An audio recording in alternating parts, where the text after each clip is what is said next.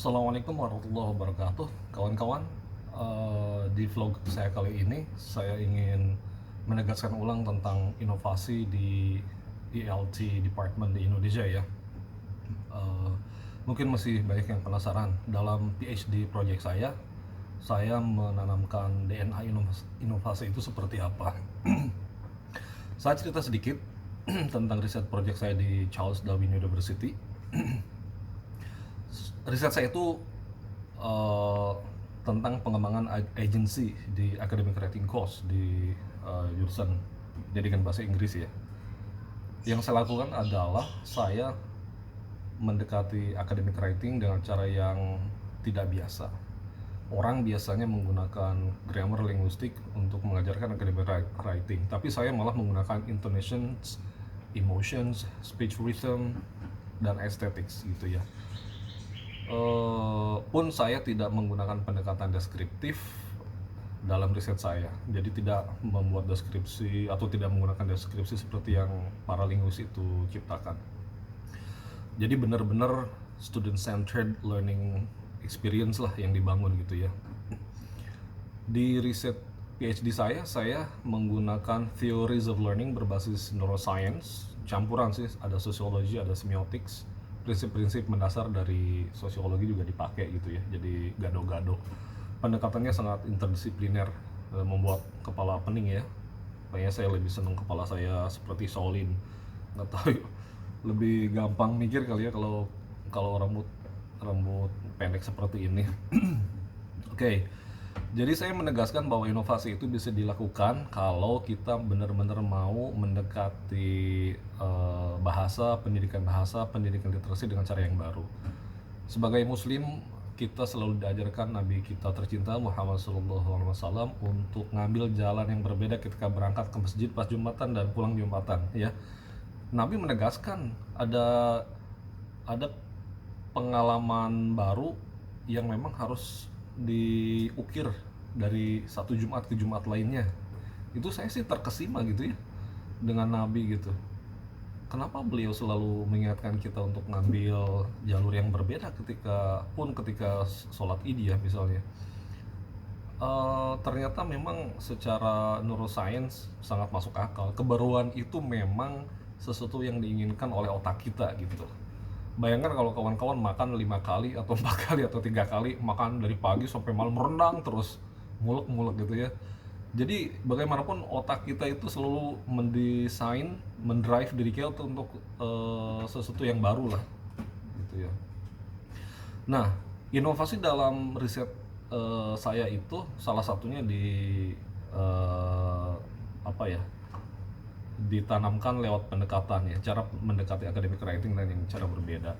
Tapi juga ada prinsip belajar manusia yang ditegaskan oleh saya di riset saya. Misalnya belajar bahasa itu multi sensorial, jadi semua sensor di tubuh kita dari ujung kepala sampai ujung kaki itu aktif ketika terlibat dalam language production and language comprehension, multisensorial language experience. Makanya yang pernah ikut research saya kaget dong kenapa harus ada humming, ada dancing, ada filtered intonation, ada non filtered intonation. Nanti kita bahas ya tentang verbal tonal approach yang pertama di Indonesia dipakai untuk academic writing. dan masuk akal karena konsep embodiment, nanti suatu saat kalian PhD belajar bahwa tubuh kita ini menyimpan banyak sekali pengetahuan ya. Jadi bisa aja misalnya kawan-kawan ke sebuah tempat, ke Australia misalnya, kayak saya ngerasa Darwin ini rumah lama saya gitu. Mungkin kakek-kakek buyut saya zaman dulu pernah ke Northwest Australia, Darwin, Kayu Jawa, Kimberley di Western Australia, lalu mereka juga hijrah kemana akhirnya ke Cirebon dan Kuningan misalnya. Nah, ada sesuatu yang genetis yang misalnya menempel di badan saya, di tubuh saya, sehingga saya ketika pertama kali ke Darwin ngerasa this is so homey gitu ya, karena tubuh kita tuh menyimpan banyak sekali pengetahuan. Jadi kalau ada konsep rendezvous gitu, deja vu, ya mungkin masuk akal gitu ya. Jadi kawan-kawan jangan lagi misalnya reading comprehension itu hanya urusan decoding word meaning misalnya. Karena di neuroscience nggak seperti itu cara kerjanya. Boleh nanti kita ngobrol pelan-pelan ya. Prinsip nomor 1, multisensorial language experience. Yang keduanya, belajar bahasa itu harus integrated. Saya mengintegrasikan listening, speaking, reading, writing untuk academic writing class. Jadi tidak relevan lagi saat ini kalau di jurusan kita misalnya masih ada speaking 1, speaking 2, speaking 3, speaking 4, dan keempat-empatnya itu apalagi dosennya itu ngajarnya ngalor ngidul, satu ngalor satu ngidul gitu, nggak punya visi yang sama gitu. Rating 1 sampai rating 4 beda, meskipun judulnya beda, tapi bisa juga di rating 2 itu isinya malah lebih rendah ketimbang rating sebelumnya misalnya. Kita di jurusan harus memikirkan peningkatan fluency, proficiency bahasa Inggris mahasiswa dalam waktu 2 tahun pertama itu dengan cara cepat tapi instan. Itu yang sedang saya pikirkan gitu ya. Apakah menggunakan teknologi tertentu atau menggunakan pendekatan yang lebih radikal gitu. Kita sedang memikirkan itu di jurusan. Tadi yang pertama apa? Multisensorial language experience, keduanya integrated language experience. Yang ketiga, prinsip belajar yang saya pahami dari neuroscience itu adalah bahwa transmisi atau transfer dari guru dan dosen itu, dari guru dosen ke mahasiswa itu hanya sifatnya artificial, superficial, karena otak kita itu sifatnya prediktif. Dia selalu memprediksi apa aja yang paling relevan dengan mental schema kita, dengan operational history kita. Jadi kalau ada yang nggak relevan ya dibuang gitu. Jadi kita nih selalu mencari-cari, always searching otak itu, apa yang relevan, apa yang enggak gitu. Nah, prinsip belajar itu sebenarnya 3 gitu menurut saya. 1, otak kita itu selalu membantu kita loh secara nggak sadar untuk melihat pattern. Yang keduanya untuk understanding relations. Yang ketiganya untuk understanding principles. Saya ulangi lagi, otak kita itu bekerja dalam harmoni, tidak setengah-setengah, tapi kanan kiri bekerja bareng-bareng ketika kita mempelajari sesuatu. Dan otak kita itu membantu kita secara keseluruhan badan kita itu untuk 1, understanding pattern, pola, understanding relation, relasi, kaitan, keterkaitan, dan yang ketiganya adalah understanding principle. Nah, eksperimen saya itu minimal 3 itulah yang saya pakai di dalam riset academic writing saya. Eksperimennya aja 15 pertemuan. Saya mengajar academic writing di semester 3. Mudah-mudahan banyak mahasiswa yang sekarang semester berapa? 7 ya? Coba dicek lagi. Saya ngajar 1 semester. Saya memposisikan diri sebagai coach, bukan sebagai lecturer. Jadi lecturing yang megang buku, mahasiswa presentasi, nggak relevan lagi kata neuroscience ya. Jadi kalau baca bukunya yang 1, tapi 10, 20, 30, bikin sintesis yang banyak, compare, contrast, contest, lalu putuskan konsep Halliday, konsep Chomsky itu intinya apa, kritiknya apa, kayak gitu sih nggak apa-apa ya. Compare, contrast, and contest itu harus ada. Nah, di 16 pertemuan itu mahasiswa itu belajar menggunakan verbal tonalism, menggunakan reading aesthetics, reading for emotions, dan aesthetics.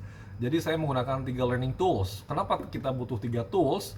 Jawabannya 1, kalau kita belajar itu kita sensornya beda-beda. Ada sensornya lewat, ada yang langsung aktif lewat ini, ada yang sensornya lewat tubuh dulu, lewat gerakan, lalu ada yang sensornya lewat visual.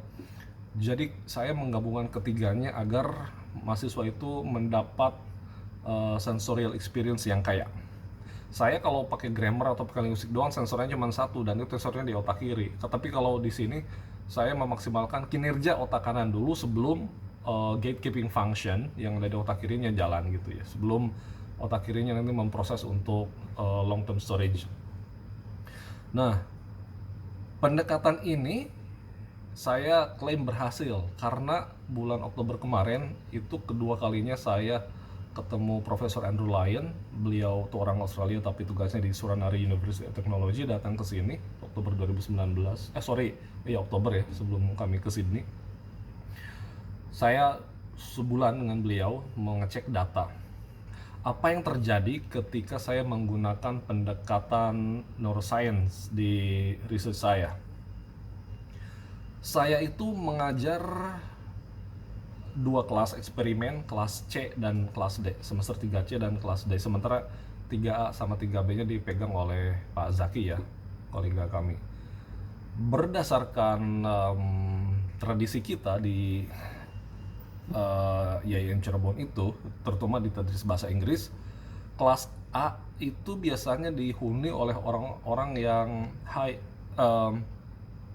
highest achiever, ya kan. Kalau B higher achiever, kalau C mungkin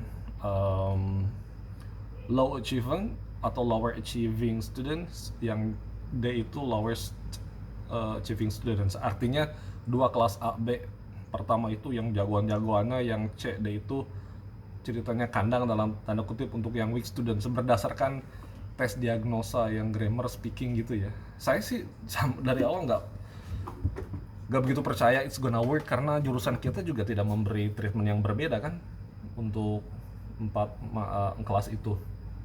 Saya bilang ke Anya sama Indro, mereka geleng-geleng kepala, kenapa ini bisa terjadi di kampus kamu gitu. Saya pun nggak ngerti ya, kenapa harus kayak gitu ya. Terus saya ngambil posisi bahwa oke, saya mau ngambil kelas C sama kelas D, saya mau ngambil kelas yang paling weak, dalam tanda kutip paling lemah ya. Akhirnya jalan lah, alhamdulillah jalan. Saya menggunakan pendekatan non-linguistik, saya menggunakan pendekatan non-grammar, saya menggunakan pendekatan non-vocabulary yang tradisional itu di kelas. Saya nggak pakai itu, tapi pendekatannya emotions, pendekatannya intonation, speech rhythm, dan aesthetics. Di tiga learning tools itu unik. Kalau verbal tonalism itu mengasah sensitization of speech rhythm dan intonation.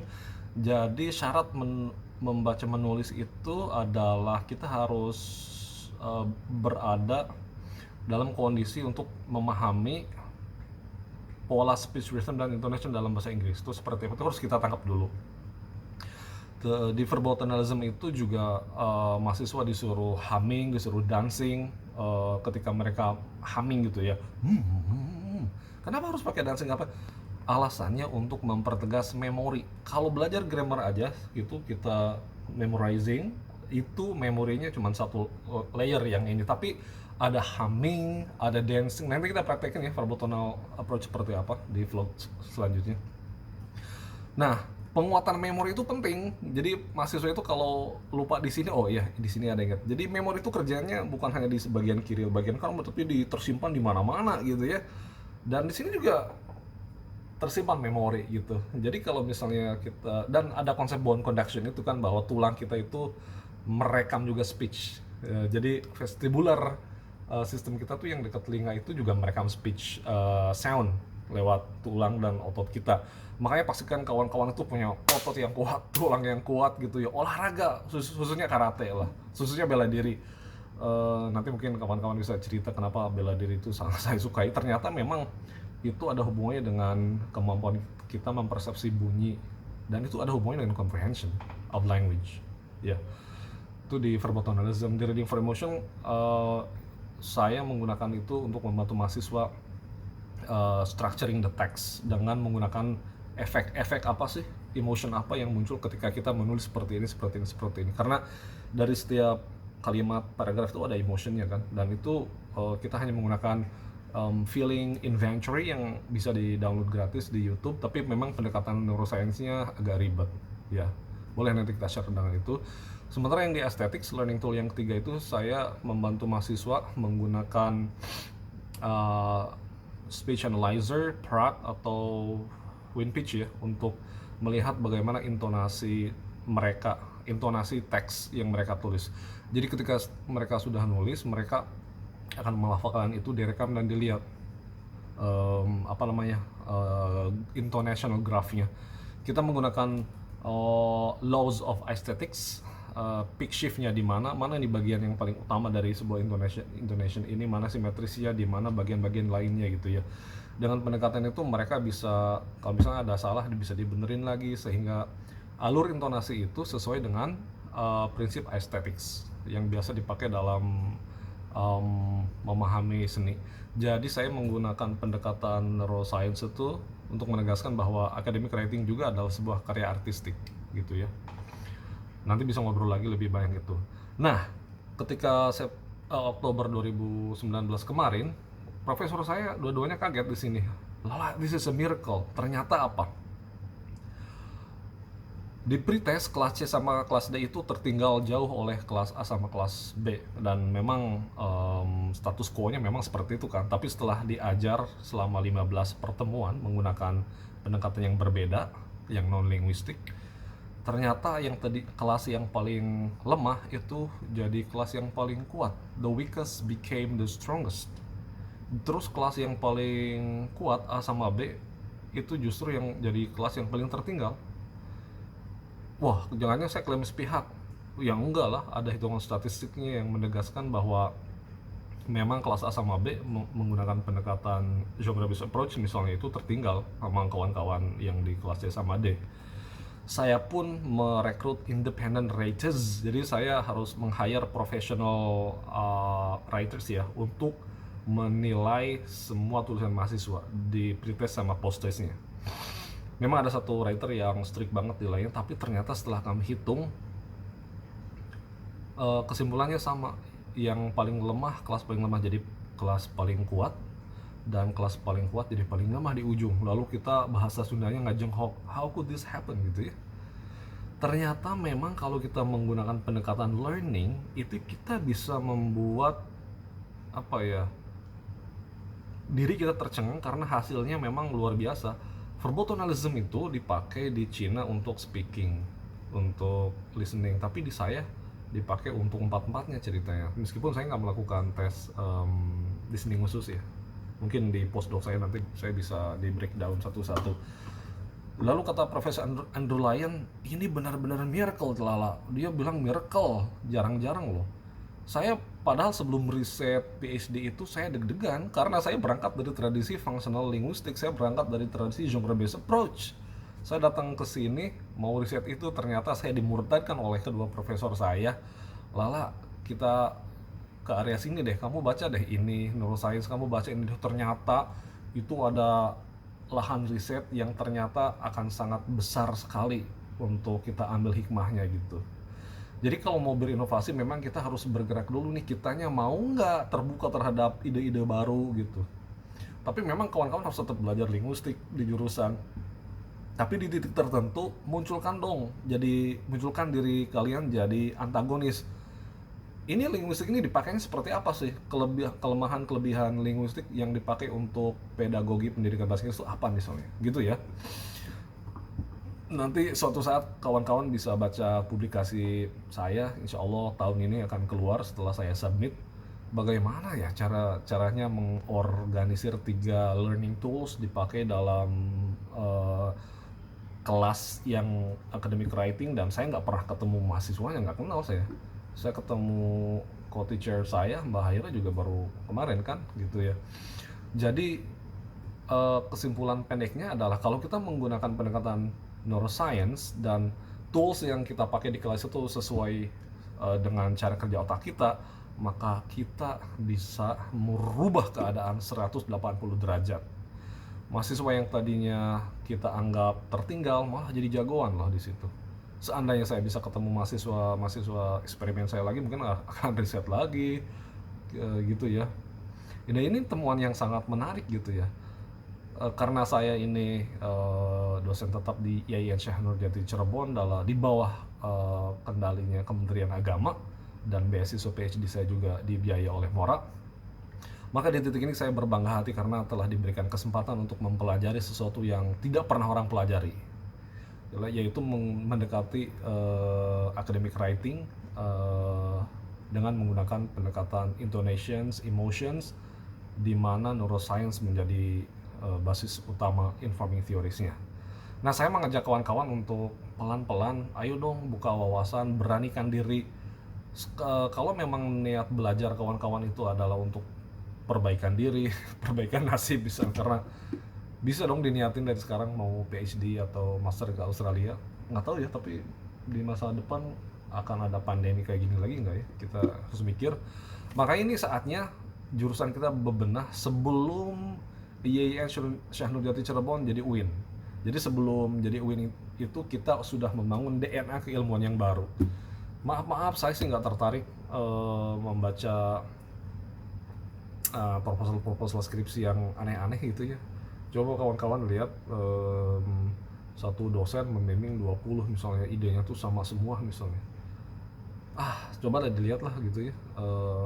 Ini refleksi mendasar saya gitu ya, yang mudah-mudahan bisa memberi manfaat buat orang lain gitu. Hayu berinovasi, kita ambil pelajaran penting, kita kreasikan hikmah yang baik lewat research. Ingat ya, re plus search artinya endless search. Kita nggak pernah berhenti mencari dan mencari. Bagi kawan-kawan yang mau riset, ayo dong segera ngobrol, tantang dosen-dosennya untuk baca neuroscience, tantang dosen-dosennya untuk mendengarkan biology of learning, tantang dosen-dosennya untuk ngobrolin neurofisiologi, audiology misalnya. Dunia ini sangat luas kawan-kawan, bukan hanya urusan grammar, vocab, udahlah. So, learn something new, come on, learn something new gitu ya. Saya nunggu banget greget untuk tadris bahasa Inggris IAIN Syahnur Jati Cirebon. Kita harus loh gitu ya. Kita sudah punya self access center dibiayai oleh New Zealand kan, alhamdulillah. Itu kita akan jadiin research center. Bisa nggak ya jadi misalnya kita bikin research center untuk brain compatible language learning. Aduh, keren banget.